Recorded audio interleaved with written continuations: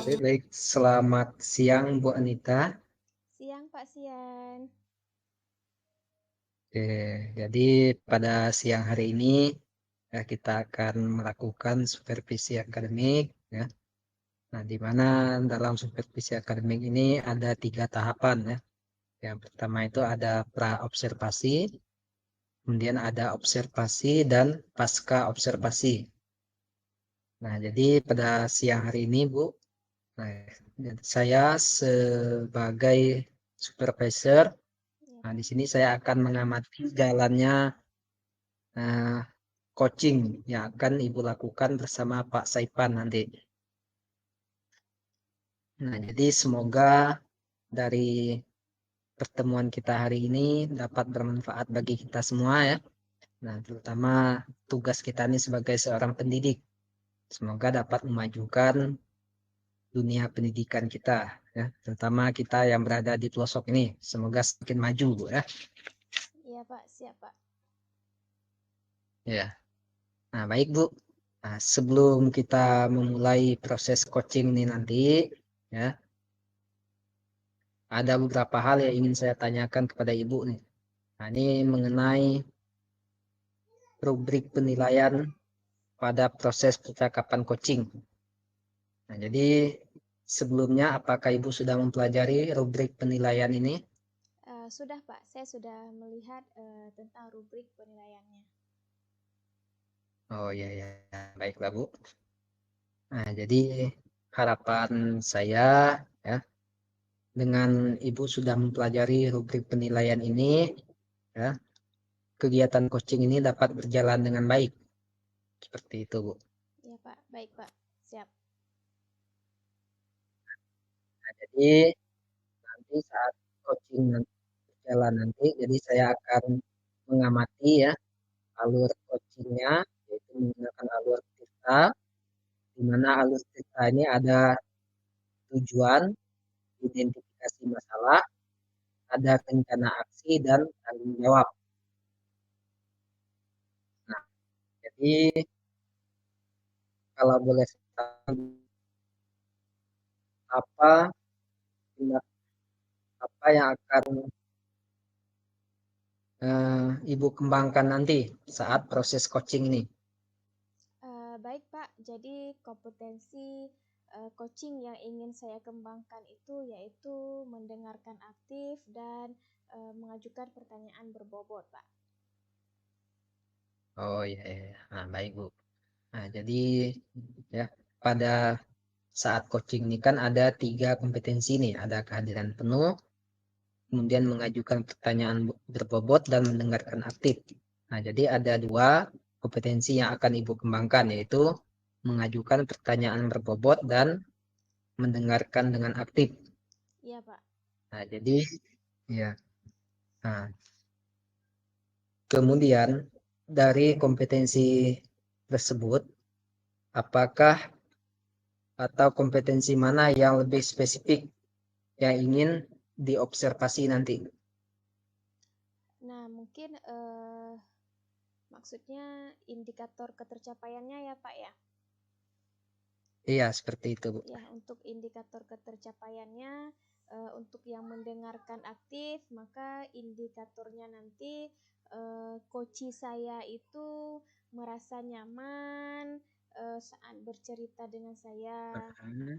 Kemudian untuk yang mengajukan pertanyaan berbobot, jadi saya itu nanti uh, berusaha mengajukan pertanyaan-pertanyaan yang mampu menggali tentang permasalahannya Koci sehingga Koci bisa menemukan solusi-solusi untuk permasalahannya sendiri. Seperti itu, Pak. Ya, baik, Bu. Nah, jadi dengan adanya indikator yang sudah Ibu pilih tadi, capaiannya ya, kita berharap coach bisa menemukan solusi dari permasalahannya ya, seperti itu, Bu ya. Iya, Pak. Nah, baik, Bu. Nah, jadi saya sudah catat nih apa yang disampaikan Ibu tadi ya. Semoga proses coaching ini nanti dapat berjalan dengan baik dan sekarang Ibu bisa melakukan proses coachingnya bersama koci Ibu. Oke, saya rasa proses sekarang ini cukup sampai di sini, Bu. Dan sekarang silakan Ibu lanjutkan dengan Pak Saipan sebagai kocinya. Oke, terima kasih Bu. Selamat siang. Baik Pak, sama-sama. Baik, Assalamualaikum warahmatullahi wabarakatuh Pak Saifan. Waalaikumsalam warahmatullahi wabarakatuh, Bu Anita. Gimana kabar, Bu? Alhamdulillah kabarnya sehat. Bapak gimana kabarnya Pak? Alhamdulillah sehat, Bu. Nah, kemarin nih kan Bapak ngajak jumpa nih ya, katanya ada Iya, Bu. sesuatu yang ingin disampaikan seperti itu, yang ingin diceritakan. Nah, ini kita sudah bertemu walaupun bertemunya daring ya. Nah, kira-kira apa yang ingin Bapak dapatkan dari percakapan kita hari ini? Atau apa tujuan dari pertemuan kita hari ini nih, Pak?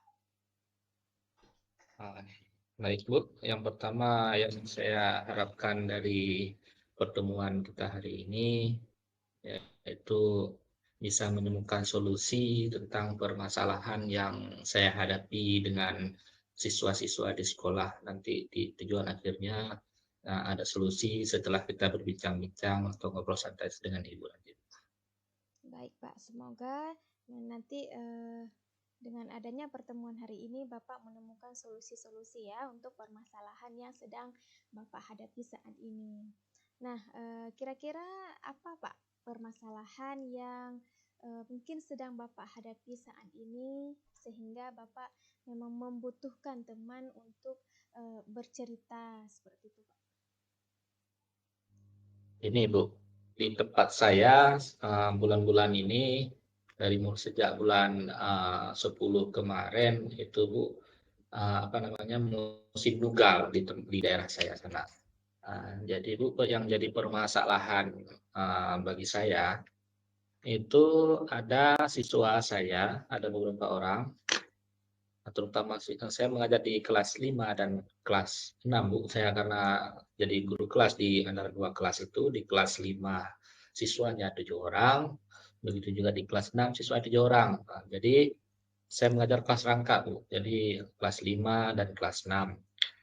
Nah, Ya. di saat ini dikarenakan sedang musim nugal, Bu, itu banyak siswa-siswa saya yang minta izin, Bu.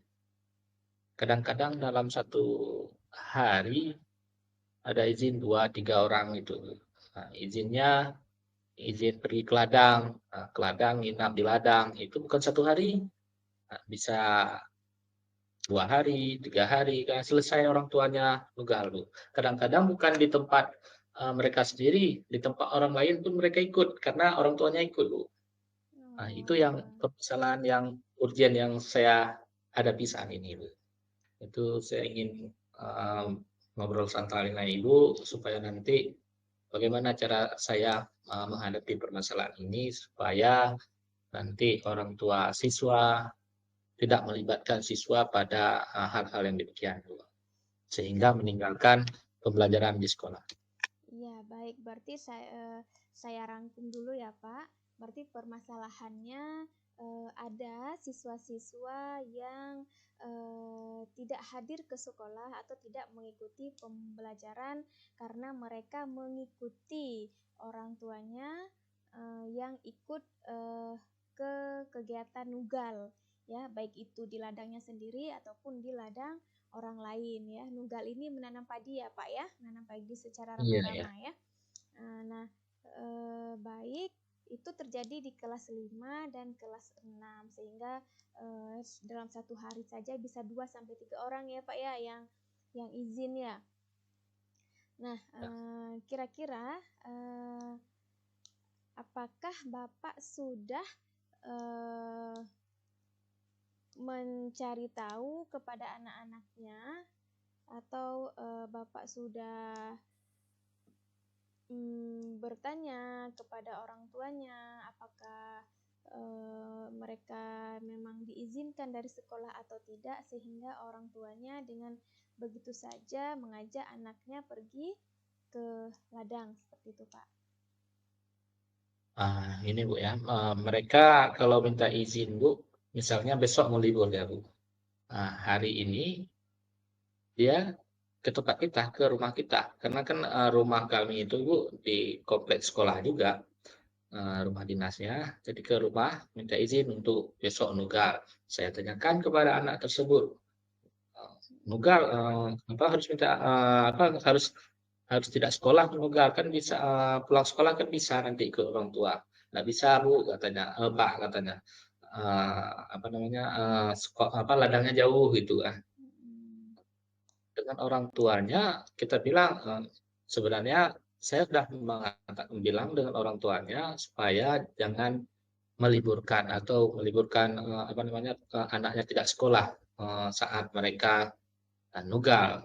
Jadi orang tuanya mengiyakan. Di saat kita tanyakan kepada anak, alasannya gini Bu, nggak ada yang masak untuk bapak mamanya karena sibuk nugal.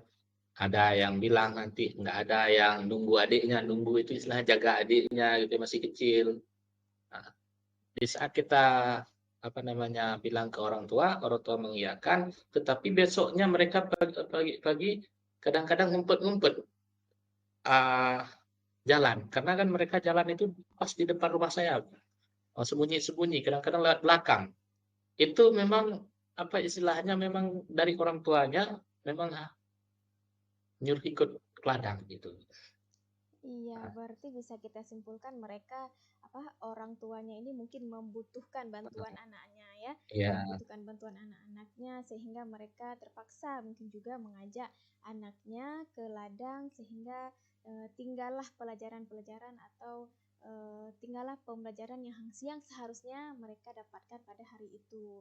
Nah, kira-kira apa Pak rencana Bapak atau strategi Bapak untuk mengatasi hal demikian?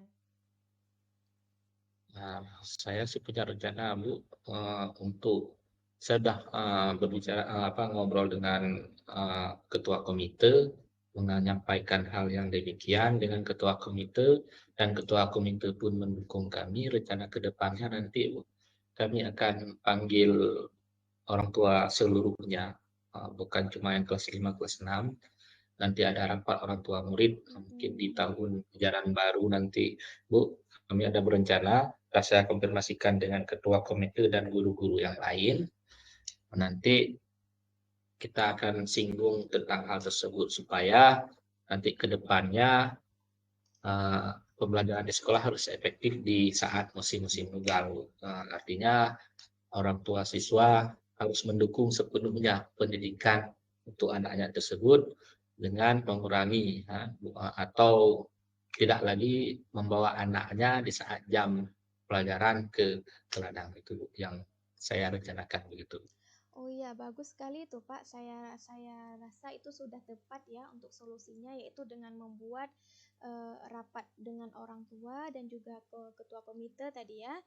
Jadi lebih menegaskan kembali kepada orang tua semacam pemberitahuan dan juga bisa dibilang kesepakatan dengan orang tua bahwa pada saat musim nugal itu tidak bisa atau tidak boleh membawa anak-anaknya ikut ke ladang pada saat jam pembelajaran. Tetapi jika mereka ingin mengajak anak-anaknya, maka ajaklah anaknya pada saat pulang sekolah seperti itu ya Pak ya. Nah bagus itu Pak. Iya. Jadi nanti semuanya akan jelas ya, jelas dengan peraturan-peraturan karena kan menurut Ki Hajar Dewantara itu Tri Pusat Pendidikan itu kan ada 3 ya, namanya Tri Pusat Pendidikan, yaitu ada sekolah, orang tua dan juga masyarakat. Jadi memang harus adanya peran orang tua sehingga dalam mencapai tujuan pendidikan itu pun akan lebih mudah ya Pak ya. Nah, udah bagus sekali dengan solusi yang Bapak berikan. Nah, baik, kemudian kira-kira dukungan siapa saja Pak yang Bapak butuhkan dalam melaksanakan rencana atau strategi dari Bapak tadi Pak? Yang saya butuhkan yaitu memang dari rekan-rekan sejawat. Kebetulan Bu, untuk sudah 2 bulan ini saya menjadi pimpinan di sekolah itu. Jadi mungkin nanti saya akan mengajak rekan-rekan sejawat untuk mensosialisasikan hal yang demikian. Kemudian dukungan dari komite sekolah, kemudian mungkin juga dari tokoh masyarakat seperti tokoh adat. Nah, itu sudah saya ajak ngobrol juga. Kebetulan Bapak tokoh adat itu pun sering main ke tempat saya, sehingga di saat ngobrol-ngobrol sambil ngopi, sering saya singgungkan hal-hal yang demikian. Mungkin setelah ketua adat, mungkin pemangku kepentingan di dusun. Kebetulan kami di dusun, Bu. Iya, Di Pak. situ mungkin saya akan berkomunikasi juga dengan ketua dusun ya di situ. Jadi kalau tidak ada tanpa dukungan dari mereka, sia-sia juga kita bertindak. Bukan arti sia-sia, mungkin sulit dalam melaksanakannya kalau tidak ada dukungan dari mereka. Tuh. Iya, baik Pak. Jadi memang dukungan-dukungan dari orang sekitar kita itu sangat-sangat penting ya, sangat-sangat kita butuhkan. Karena kalau kita mau bergerak sendiri pun susah rasanya ya, karena itu menyangkut dengan tujuan bersama ya. Nah, kemudian komitmennya gimana Pak? Atau tindak lanjut Bapak nanti untuk melaksanakan rencana Bapak tadi Pak? Saya berkomitmen, Bu, akan melaksanakan rencana tadi, yaitu rapat dengan orang tua murid secara berkelanjutan. Misal di awal semester, bisa nanti dalam satu semester setidaknya 1 kali, Bu. Dalam 2 tahun itu ada 2 kali pertemuan, nanti di awal semester 1 dan di awal semester 2. Kalau bisa, Bu, nanti pun rencana saya pembagian rapor. Nah, di saat pembagian rapor pun akan dikasih langsung kepada orang tua. Nah, di saat pembagian itu bukan rapat, itu bukan dalam bentuk rapat, tetapi dalam pembagian rapor. Di situ mungkin bisa kami sosialisasikan dari pihak sekolah kepada orang tua, supaya nanti orang tua pun bisa melihat capaian pembelajaran dari anak-anaknya secara langsung gitu. Nah, iya, bagus sekali itu Pak. Itu tandanya memang sekolah mulai melibatkan orang tua dalam pendidikan anak-anaknya ya. Itu sesuatu hal yang sangat bagus sekali. Baik Pak, semoga apa yang telah Bapak rencanakan, strateginya, rencananya dengan dukungan orang-orang yang di sekitar Bapak sehingga bisa harapan Bapak tadi bisa terwujud, berjalan dengan lancar, sehingga anak-anak tidak ada lagi yang meninggalkan pembelajarannya untuk pergi bernugal gitu, seperti itu ya Pak ya. Baik Pak, ya, siap. semoga pertemuan kita hari ini bisa mencerahkan Bapak atau meyakinkan ya, meyakinkan Bapak untuk rencana-rencana Bapak tadi. Baik Pak, kira-kira apa yang bisa Bapak simpulkan Pak dari pertemuan kita hari ini Pak? Nah, baik, terima kasih Bu atas obrolan santai kita hari ini. Saya juga sudah menemukan solusi dengan kita ngobrol-ngobrol, dengan kita bercakap-cakap seperti ini. Saya sudah menemukan solusi dan Ibu pun mendengar keluh kesah saya atau permasalahan yang saya hadapi untuk saat ini. Dan terima kasih juga Bu atas umpan balik yang Ibu berikan kepada saya. Baik Pak, ya, terima kasih juga. Semoga bisa berjalan lancar semuanya, tetap semangat. Baik Pak Sevan, kita cukupkan untuk hari ini dulu ya, untuk coaching kita. Ya, Bu. Siap, Bu. Assalamualaikum warahmatullahi wabarakatuh. Waalaikumsalam warahmatullahi wabarakatuh.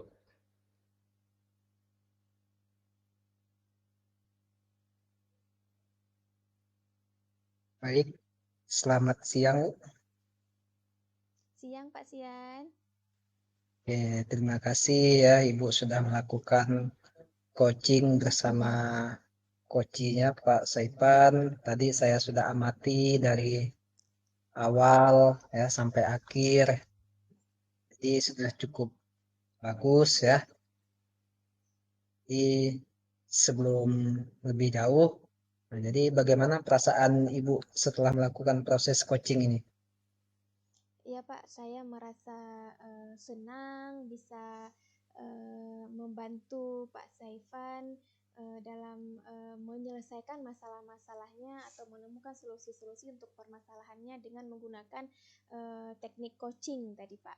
Jadi saya merasa senang bisa membantu Oh ya, Pak Saifan. ya. Nah, jadi sudah saya amati dari awal sampai akhir tadi prosesnya sudah berjalan lancar sesuai dengan alur Tirta ya. Iya. Nah, jadi ada beberapa hal yang ingin saya tanyakan ya. Nah, jadi yang pertama di sini, apa yang sudah Ibu Anita lakukan pada saat coaching ini yang menjadi indikator pengembangannya yang ingin dicapai tadi. Nah, itu ya.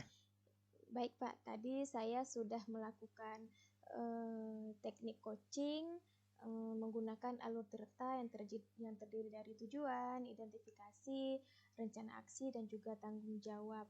Nah, saya juga berusaha membuat coach saya itu merasa senyaman mungkin dengan menerapkan mendengarkan aktif. Kemudian saya juga berusaha mengajukan pertanyaan-pertanyaan berbobot dalam menggali permasalahan yang sedang dihadapi oleh coach saya, Pak. Ya, nah, baik Bu.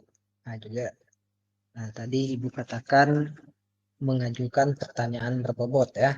Nah, jadi setelah saya amati ya sudah sesuai ya. Nah, jadi sudah nampak di sini Ibu telah mengajukan pertanyaan berbobot sehingga si coach ini dapat menemukan ide-ide atau menemukan solusi sendiri tanpa diarahkan, sehingga dengan perbincangan Ibu dengan Pak Saipan tadi ya Pak Saipan ini sudah menemukan idenya sendiri. Nah, jadi sesuai dengan pertanyaan-pertanyaan yang Ibu ajukan sehingga muncullah ide-ide yang dirasakan oleh Pak Saipan nih. Nah, seperti itu Bu. Nah, kemudian yang ingin saya tanyakan lagi ya, kompetensi apa yang ingin Ibu kembangkan lagi ke depannya supaya proses coaching ini dapat berjalan lebih baik lagi. Baik Pak, mungkin untuk kedepannya saya ingin berlatih mengembangkan lagi dalam penggunaan pertanyaan-pertanyaan berbobot sehingga saya nantinya dengan mudah menemukan kata kunci dari setiap permasalahan yang dihadapi oleh coach saya sehingga saya mudah dalam menggali